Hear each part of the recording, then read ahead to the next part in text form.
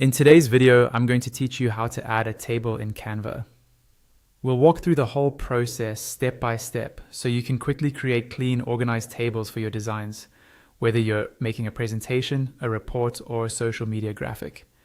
First, open your Canva design in the editor.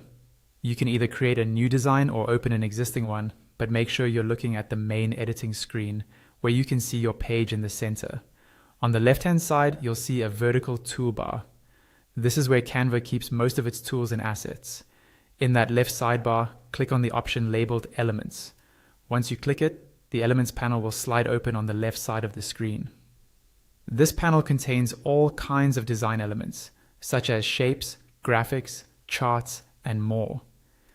Inside the Elements panel, scroll or look through the available categories until you find Tables. If you don't see it right away, you can usually find it under Featured Categories, or use the search bar at the top of the panel and type Table to bring it up more quickly. When you see the Tables section, click it.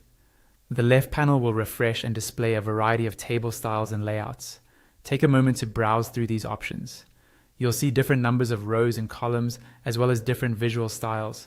Choose the one that best fits the type of information you want to display. When you find a style you like, click on it once. Canva will automatically place that table onto your design canvas. From here, you can drag the corners of the table to resize it, and you can click inside any cell to start typing your content. If you want to customize the structure of your table by adding more rows or columns, click on any row or column inside the table. When you do this, you'll see a small More Options icon appear just outside that row or column. Click on this icon, and you'll see options such as Add Column or Add Row. Choose Add Column to insert a new column, or Add Row to insert a new row. Canva will immediately add the new row or column to your table.